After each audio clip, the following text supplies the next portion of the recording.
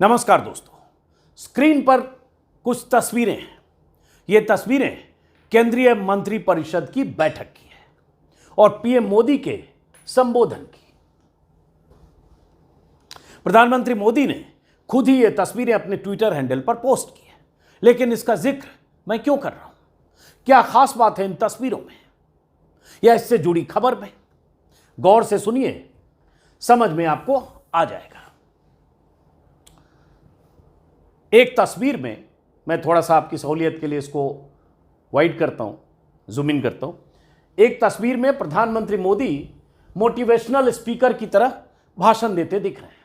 सामने कुर्सियों पर मंत्री बैठे हैं, केंद्रीय मंत्री बैठे हैं। यहां अमित शाह जी बैठे हैं, यहां राजनाथ सिंह जी बैठे हैं, यहां निर्मला सीतारमण जी हैं, यहां विदेश मंत्री एस जयशंकर हैं, यहां कोने में अगर देखेंगे तो अजीत डोभाल एनएसी भी बैठे हैं और पीछे बाकी सारे मंत्री प्रधानमंत्री मोदी को सुन रहे हैं। सब श्रोता की अवस्था में है। मोदी जी वक्ता की अवस्था में है, वक्ता की तरह खड़े होकर भाषण दे रहे हैं। प्रधानमंत्री मोदी ने ये 4 तस्वीरें अपने ट्विटर हैंडल पर ट्वीट करते हुए लिखा, स्क्रीन पर आप देख रहे हैं, A fruitful meeting with the Council of Ministers where we exchanged views on diverse policy related issues। और ये सारी तस्वीरें प्रधानमंत्री की ने पोस्ट की है। मतलब हमने काउंसिल ऑफ मिनिस्टर्स के साथ सार्थक मीटिंग की जहां पॉलिसी रिलेटेड मुद्दों पर सबने अपने विचार साझा किए। पीएम मोदी के ट्विटर हैंडल पर कल रात को जब मैंने तस्वीरें देखी तब मन में जिज्ञासा हो गई कि आखिर पीएम मोदी ने सियासी बवंडर के इस माहौल में इन मंत्रियों से क्या बात की होगी, क्या आइडिया एक्सचेंज किया होगा, क्या विचार साझा किए होंगे। और ऊपर से मोदी जी ने लिख दिया कि हमने मंत्रियों के साथ विचार साझा किए, तो लगा पता नहीं मंत्रियों ने क्या क्या कहा होगा।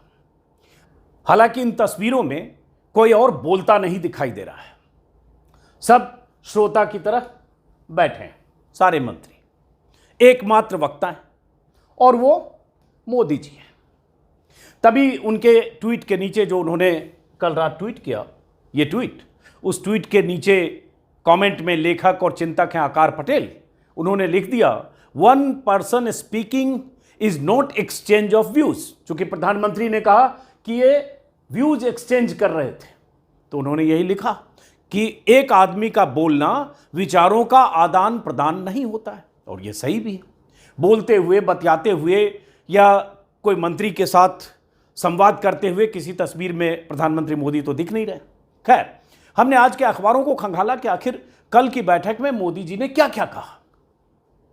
मेरे लिए जानना इसलिए भी जरूरी था क्योंकि 3 दिन के भीतर महाराष्ट्र की राजनीति में जो भूचाल आया है, जिस ढंग से महाराष्ट्र की राजनीति में एनसीपी के नेताओं को तोड़कर सत्ता में साझेदार बनाया गया, जिस ढंग से भ्रष्टाचार के आरोपों से घिरे नेताओं की जमात को बीजेपी ने अपने साथ कुर्सी पर पार्टनर बना लिया है, कुर्सी पर बिठा लिया है।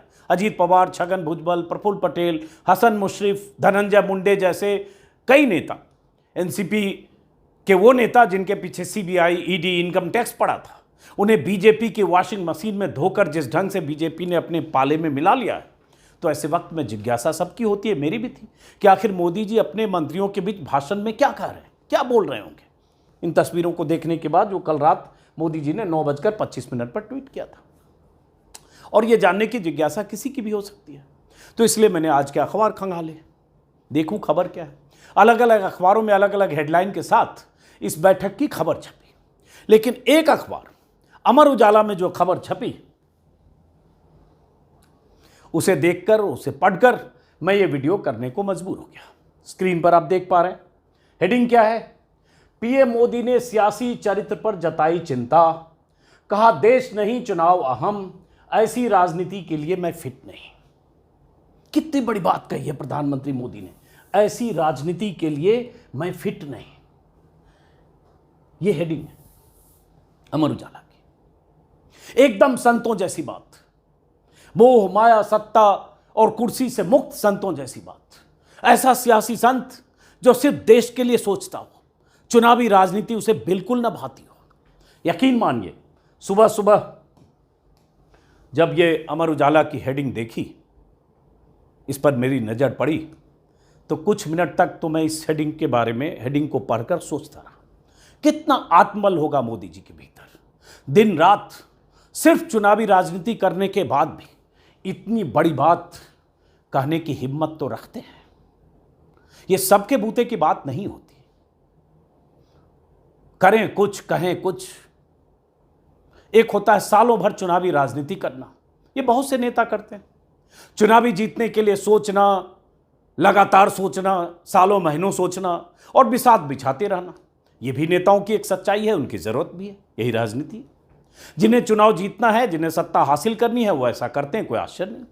लेकिन अगर कोई नेता साल के 365 दिन चुनावी मोड में रहता हो, सत्ता हासिल करने के लिए सारे हथकंडे अपनाता हो, साम दाम दंड भेद, कोई हथकंडा छोड़ता ना हो, चुनौती देने वाली हर आवाज को दबाने, डराने, झुकाने या अपने पाले में लाने के लिए बिसात बिछाता हो, विपक्षी दलों को कमजोर करने के लिए केंद्रीय एजेंसियों का बेशर्मी से इस्तेमाल करता हो, 5 दिन पहले भ्रष्टाचार के खिलाफ एक्शन लेने की गारंटी देता हो और 5 दिन बाद भ्रष्टाचार के आरोपों में घिरे विपक्षी नेताओं को तोड़कर अपने पाले में ले आता हो, सत्ता की कुर्सी पर बैठा देता हो। जो नेता असम से लेकर बंगाल तक, महाराष्ट्र से लेकर कर्नाटक तक भ्रष्टाचार के आरोपों से घिरे नेताओं को अपना सियासी पार्टनर बनाने में गुरेज न करता हो, जो नेता जिनके पीछे ईडी और सीबीआई लगाकर फिर उन्हें अपने पाले में ले आता हो, वो नेता भी अगर कहे कि मैं चुनाव हारने या जीतने के लिए राजनीति में नहीं आया, चुनावी राजनीति के लिए मैं फिट नहीं हूं, तो हैरानी होती है। जिस नेता के झूठे दावों और अधूरे वादों की लंबी फेहरिस्त हो, वो नेता अगर कहे कि मैं चुनावी राजनीति के लिए फिट नहीं, तो हंसने के अलावा हमारे पास कोई विकल्प बचता नहीं है। ऐसा लगता है जैसे मंत्रियों के बीच अपनी महानता का बखान करते वक्त प्रधानमंत्री मोदी संत हो जाते हैं, संतों की तरह प्रवचन देते हैं। मंत्री बेचारे भी करें क्या? किसी की क्या हैसियत प्रधानमंत्री मोदी के सामने? सुनने के अलावा, हां हां करने के अलावा किसी के सामने क्या विकल्प है? सब मुंडी हिलाते होंगे, लेकिन भीतर भीतर जो सोचते होंगे कि मोदी जी क्या फालतू की बात कर रहे हैं, वो भी मोदी जी की शख्सियत के सामने सुनने के अलावा क्या कर सकते हैं। लेकिन अब वो खबर क्या है जिसकी वजह से मैंने आज ये वीडियो किया, पहले जान लीजिए, फिर आगे की बात। तो ये तो हेडिंग आपने देख ली जो अमर उजाला की है। इसी खबर में क्या है जो विस्तार से थोड़ी जानकारी के साथ अमर उजाला ने छापा है, ये मार्क हमने कर दिया है, जिसमें मोदी जी ने वर्तमान राजनीति के चुनाव पर केंद्रित होने पर गहरी चिंता जताई। 2 टूक कहा कि राजनीति के लिए फिट नहीं है, मैं चुनाव हारने या जीतने के लिए राजनीति में नहीं आया, मेरी नज़र में राजनीति का मतलब देश की तरक्की है और वर्तमान राजनीति की प्राथमिकता में देश बहुत पीछे है, इस राजनीति में मैं खुद को सहज महसूस नहीं करता। कितनी बड़ी बात मोदी जी ने कह दी कि इस राजनीति में मैं खुद को सहज महसूस नहीं करता। यह आखिरी लाइन है। अब सोचिए जरा, इस खबर में मोदी जी के हवाले से जो आखिरी लाइन है, इसी पर मैं आपका ध्यान आकर्षित करना चाहता हूं। वर्तमान राजनीति की प्राथमिकता में देश बहुत पीछे है, इस राजनीति में मैं खुद को सहज महसूस नहीं करता। सुनकर तो किसी को भी एक बारगी यही लगेगा कि मोदी जी बात तो बहुत सही कह रहे हैं, एकदम देश के लिए कितने चिंतित हैं, इन्हें तो साष्टांग प्रणाम करना चाहिए, देश के लिए कितना सोचते हैं, सत्ता हासिल करने के लिए कुछ भी करने वाली राजनीति से कितनी चिढ़ है मोदी जी को। लेकिन क्या यही सच है? 2 महीने हो गए मणिपुर को जलते हुए, लोगों की जानें जाते हुए, हजारों लोगों को पलायन करके शिविरों में रहते हुए, घर, दुकान, मकान, चर्च आग के हवाले होते हुए, हालात बेकाबू होते हुए। लेकिन मोदी जी को इतनी फुर्सत नहीं कि एक बार मणिपुर जाकर पीड़ितों के जख्मों पर मरहम लगाएं, अमेरिका हुआ है मोदी जी, इजिप्ट हुआ है, लौटने के बाद भोपाल से लेकर शहडोल तक में चुनावी सभाएं कराए, लेकिन इम्फाल नहीं जा पाए, मणिपुर नहीं जा पाए। जाना तो दूर, मणिपुर का नाम लेने से भी प्रधानमंत्री मोदी परहेज कर रहे हैं। 3 दिनों के भीतर 2 बार मध्य प्रदेश गए, क्योंकि 5 महीने बाद एमपी में चुनाव है। मामा जी की जमीन खिसकती दिख रही है। देश की चिंता में दुबले हुए जा रहे प्रधानमंत्री मोदी एक प्रदेश तक नहीं जा रहे हैं, क्योंकि उस प्रदेश में भी चुनाव नहीं है। एमपी में चुनाव है तो उनके दौरे शुरू हो गए। लॉलीपॉप दिखाने और बांटने का सिलसिला शुरू हो गया है। इस साल के आखिर में एमपी, राजस्थान, छत्तीसगढ़ समेत 5 राज्यों में चुनाव है। फिर अगले साल अप्रैल मई में लोकसभा चुनाव है। मोदी जी की चिंता अब सिर्फ चुनाव ही चुनाव है, प्रवचन जो भी दे ले। उड़ीसा का चुनाव भी अगले साल होना है, यानी अभी 11 महीने तक चुनाव ही चुनाव है।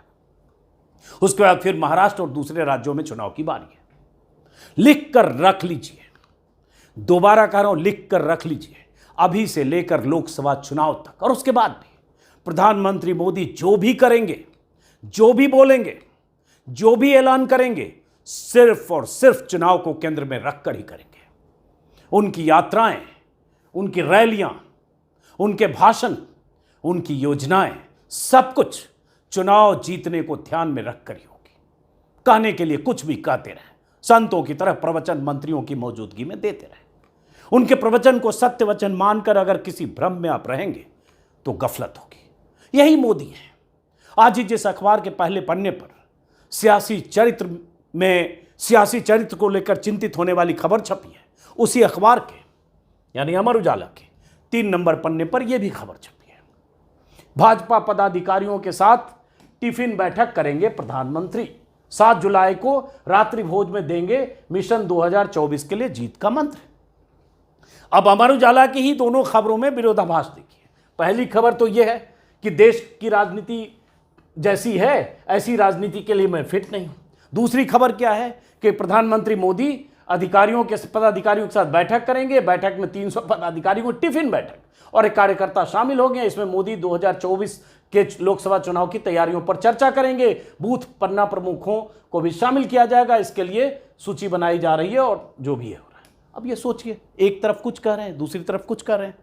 ये मोदी अगर कह रहे हैं कि मैं चुनाव केंद्रित राजनीति के लिए फिट नहीं हूं, जो ये कह रहे हैं मोदी जी, जो उन्होंने कल कहा, तो वो कौन मोदी है या वो कौन मोदी थे जिन्होंने 5 दिन पहले भ्रष्टाचार के खिलाफ कार्रवाई की गारंटी वाला भाषण दिया था? यह भाषण, और 5 दिन बाद ही भ्रष्टाचार के आरोपों से घिरे पूरे कुनबे को, जिसे वो खुद भ्रष्टाचारी कहते रहे, पूरी पार्टी भ्रष्टाचारी कहती रही है, अपने साथ मिला लिया। सियासत में वैसे तो कुछ भी मुमकिन है, हम सब जानते हैं, लेकिन मोदी हैं तो कुछ भी मुमकिन है। मोदी हैं तो यह भी मुमकिन है कि पहले विपक्षी नेताओं के पीछे सीबीआई, ईडी और इनकम टैक्स लगा दो, उन्हें डर दिखाकर फिर अपने पाले में मिला लो।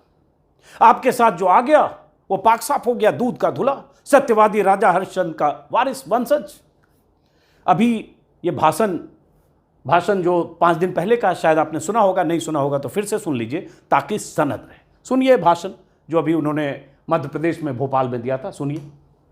अगर मैं एनसीपी की बात करूं तो एनसीपी पर भी करीब 70,000 करोड़ रुपए के घोटालों का आरोप है।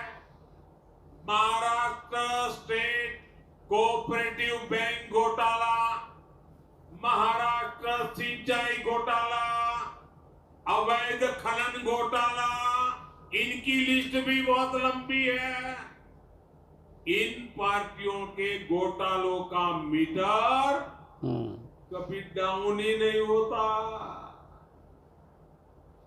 मैं तो कहूंगा कि बीजेपी के किसी कार्यकर्ता को कोशिश करनी चाहिए कि इन पार्टियों का घोटाला मीटर बनाने की, कि बढ़िया आप में से जो इनोवेटिव हो ना, बढ़िया इनके घोटालों का मीटर बना दीजिए। हाँ, इन पार्टियों के पास जिन पार्टियों का घोटाला मीटर मोदी जी बनाने के लिए अपने कार्यकर्ताओं से कह रहे थे, जिस एनसीपी पर 70,000 करोड़ के घोटाले के आरोप लगा रहे थे, जिस एनसीपी के घोटालों का जिक्र करते हुए घोटालों की लिस्ट बता रहे थे, सिंचाई घोटाला से लेकर बाकी घोटाला, वो घोटाले के केंद्र में जो आरोपी थे, जिनके खिलाफ ईडी, सीबीआई, इनकम टैक्स जैसी एजेंसियां जांच कर रही है, जिसके बारे में बीते 3-4 सालों से लग रहा था अब नहीं तब जेल चले जाएंगे। एक तो Chhagan Bhujbal already jail return में 2 साल जेल में रह चुके हैं, वो सब के सब परसों कहां चले गए? सब के सब बीजेपी की साझा सरकार, जिसे अब ट्रिपल इंजन सरकार कहा जा रहा है, उसमें शामिल हो गए। तो मोदी जी का यह कहना और उसके बाद घोटालों के का मीटर बनाना, घोटाला मीटर, और उसके बाद उन सबको शामिल करना, बीच में मियाद सिर्फ 4-5 दिन का, दूसरा भाषण, उसी दिन के भाषण का दूसरा टुकड़ा, इसे भी सुनिए। मैं भी एक गारंटी देना चाहता देखिए हूं। क्या गारंटी दे रहे थे। दे दो, दे दो, दे दो। अगर उनकी घोटाले की गारंटी है तो मोदी की भी एक गारंटी है।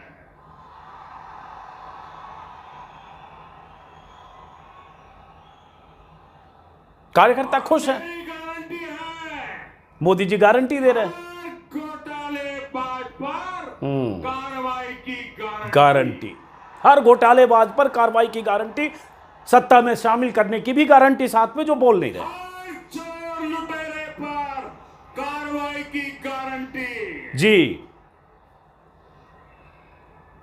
जिसने गरीब को लूटा है, जिसने देश को लूटा है, उसका हिसाब तो होकर के रहेगा, बिल्कुल होकर रहेगा, और बीजेपी में शामिल होकर रहेगा। यही मोदी जी ने अभी किया है।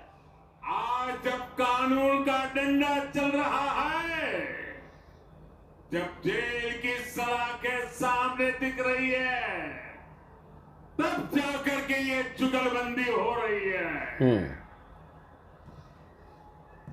इनका कॉमन मिनिमम प्रोग्राम, जब जेल की सलाखें दिख रही है तब जुगलबंदी हो रही है, और इन चोर लुटेरों की जगह सलाखों के पीछे है। और चोर लुटेरों का जिक्र करने से पहले, गारंटी देने से पहले, यह वीडियो तो आपने सुन ही लिया, जिसमें एनसीपी को 70,000 के घोटाले से जोड़कर घोटालों की लिस्ट गिना रहे हैं। और इस भाषण के तीसरे या चौथे दिन वो सारे घोटालेबाज बीजेपी के साथ साझा सरकार में पार्टनर हो गए हैं। तो जिन्हें डराया गया, जिनका जिक्र किया गया, जिनके पीछे एजेंसियां थी, जिसके लिए इतनी बड़ी बड़ी बातें की गई, अब वो कहां हैं?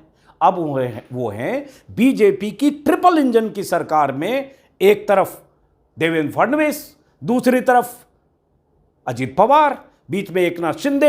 एकनाथ शिंदे को किस तरह से बीजेपी से जोड़ा गया या साझा सरकार बनाई गई, उस पर बहुत बार बात हो चुकी है। उसमें भी 5 नेता ऐसे हैं जिनके खिलाफ ईडी, सीबीआई, इनकम टैक्स लगा था, जिनके यहाँ छापे पड़े, जो जेल जाते जाते बचे। प्रताप सरनायक से लेकर 4-5 और ऐसे लोग जो पिछली बार गए, शिंदे भी, यामिनी जाधव सांसद, कई ऐसे लोग जो जेल जाने का जिन्हें डर था या जिनके पीछे एजेंसियां लगी थी, वो एकनाथ शिंदे के साथ गए बहुत सारे लोग। और उसके बाद सरकार कैसे बनी आप जानते हैं, क्या कुछ गुवाहाटी में हुआ वो जानते हैं। तो एक तरफ मोदी का ये कहना, दूसरी तरफ ऐसी सरकार बनना, उस सरकार में शामिल करना, देवेंद्र फडणवीस के बगल में बराबर की हैसियत से अजित पवार का बैठना, जिसके लिए देवेंद्र फडणवीस का एक वीडियो वायरल हो रहा है, चक्की पीसिंग, जो 2014 में देवेंद्र फडणवीस भाषण में कहा करते थे कि अजित दादा पाटिल की जगह जेल है अगर हमारी सरकार बनी। और 2 बार पार्टनरशिप हुई, एक बार 80 घंटे चली,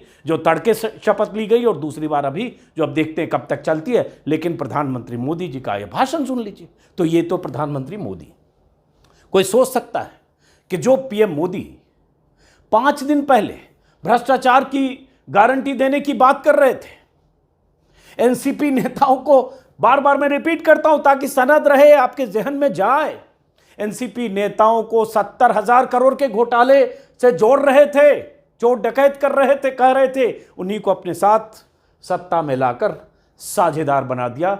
ऐसी बेशर्मी, अपने कहे का कुछ महीने तक तो लिहाज कर लिया होता, 4 महीने 6 महीने, लेकिन सिर्फ 4 दिन भी अपनी बात पर कायम नहीं रह पाए मोदी, और संतों की तरह प्रवचन देते हैं कि इस राजनीति के लिए मैं फिट नहीं हूं, मैं चुनावी राजनीति के लिए फिट नहीं हूं। ऐसा भी नहीं है कि मोदी ने पहली बार ऐसा किया हो। दर्जनों मिसालें हैं जो उनकी कथनी और करनी का फर्क साबित करते हैं कि मोदी के लिए सत्ता ही सर्वोपरि है। सत्ता पाने के लिए, सत्ता में बने रहने के लिए, विपक्ष की सत्ता छीनने के लिए, या कहीं अगर विपक्ष की सरकार बनने की गुंजाइश हो तो वहां दांवपेच आजमाकर सत्ता से दूर रखने के लिए मोदी और उनकी पार्टी कुछ भी कर सकती है। 9 साल में बीजेपी ने विपक्ष को सत्ता से बेदखल करने के लिए या फिर विपक्षी दलों को तोड़कर अपने पाले में मिलाने के लिए क्या नहीं किया। सत्ता के लिए हर तरह के हथकंडे इस्तेमाल करना और लगातार चुनावी मूड में रहना, यही मोदी की फितरत है। कहें वो जो कुछ भी, ये वही मोदी हैं जिन्हें वाजपेयी ने गुजरात दंगों के बाद राजधर्म निभाने की नसीहत दी थी। ये वही मोदी हैं जिन पर बीते 20 सालों में देश के सेक्युलर ढांचे पर चोट करते हुए कट्टर हिंदुत्व के रास्ते पर देश को धकेलने के आरोप लगे। ये वही मोदी हैं जिन्होंने राज्यों में सत्ता हासिल करने के लिए हर तरह के हथकंडे अपनाए। ये वही मोदी हैं जिन्होंने काला धन लाने, गरीबों को 15 लाख देने के वादे किए थे। ये वही मोदी हैं जिन्होंने आज़ादी के अमृतकाल से पहले देश के किसानों की आमदनी दोगुनी करने से लेकर हर परिवार के माथे पर छत देने के वादे किए थे। कितना हुआ, कितना अधूरा है, इसका हिसाब आप गूगल सर्च करें, आपको मिल जाएगा। ये वही मोदी हैं जो डीजल और पेट्रोल की बढ़ती कीमतों के लिए कांग्रेस सरकार को कोसा करते थे, और आज कीमतें कहां हैं आप जानते हैं। ये वही मोदी हैं जो डॉलर के मुकाबले रुपया को मजबूत करने की बातें करते थे, क्या हाल है आप जानते हैं। ये वही मोदी हैं जो बेरोजगारी दूर करने के बड़े बड़े वादे करते थे, क्या क्या गिनाए जाए। ये वही मोदी हैं जिनके कार्यकाल में पूरा देश हिंदू मुसलमान में उलझा हुआ है। हर फैसला वोट की खातिर है, हर दिन, हर सप्ताह, हर महीना सत्ता को समर्पित है, सत्ता के लिए समर्पित है, चुनाव जीतने के लिए समर्पित है। 2 दिन पहले से जब ये सब चला है महाराष्ट्र का मामला, वाजपेयी का एक वीडियो वायरल हो रहा है। देश के पूर्व प्रधानमंत्री और बीजेपी के संस्थापक सदस्यों में से एक अटल बिहारी वाजपेयी का यह भाषण बहुत सारे लोग वायरल करके प्रधानमंत्री मोदी को वाजपेयी की नसीहत या राजनीति को लेकर जो वाजपेयी का पैमाना था या जोड़ तोड़ की राजनीति को लेकर वाजपेयी का जो नजरिया था वो याद दिलाने की कोशिश कर रहे हैं। लेकिन प्रधानमंत्री मोदी को इससे क्या फर्क पड़ता है। अगर वो वाजपेयी की बात समझे होते तो राजधर्म की नसीहत पर पालन करते। लेकिन फिलहाल सुनिए जरा पार्टी तोड़ वो चर्चित ऐतिहासिक सत्ता के लिए नया गठबंधन करके अगर सत्ता हाथ में आती है तो मैं ऐसी सत्ता को चिमटे से भी छूना पसंद नहीं करता। यह चर्चित भाषण है वाजपेयी का। जब 13 महीने के बाद उनकी सरकार गिरने वाली थी, तब वाजपेयी ने कहा था कि नया गठबंधन करके या जोड़ तोड़ करके सत्ता कोई आती है तो ऐसी सत्ता को मैं चिमटे से भी छूना पसंद नहीं करूंगा। लेकिन प्रधानमंत्री मोदी ने 9 साल में कैसे कैसे बीजेपी की सत्ता कई राज्यों में बनाई है, सब कुछ सबूत के तौर पर दर्ज है इतिहास में।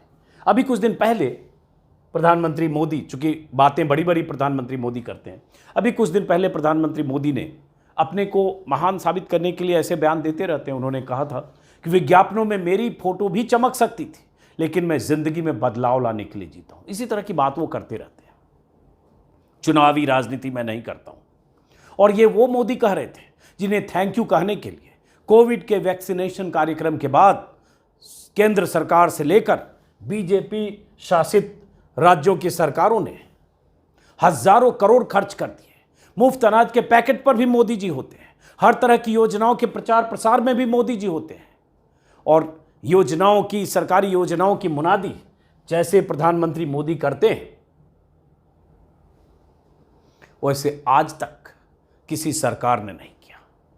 हजारों करोड़ विज्ञापनों पर खर्च करते हैं, विज्ञापनों में प्रधानमंत्री मोदी ही चमकते हैं, लेकिन उसके बाद भी कहते हैं मैं चाहता तो विज्ञापनों में चमक सकता था। एक वीडियो इनका मध्य प्रदेश की यात्रा के दौरान है, जरा वीडियो देखिए कि क्या कोई प्रधानमंत्री अपनी योजना का प्रचार इस तरह से भी करता है। में लिखा है 5 लाख रुपए तक का मुफ्त इलाज। इस देश में कभी भी किसी गरीब को 5 लाख रुपया की गारंटी किसी ने नहीं दी। ये मेरे गरीब परिवारों के लिए ये भाजपा सरकार है, ये मोदी है जो आपको 5 लाख रुपए की गारंटी का कार्ड देता है।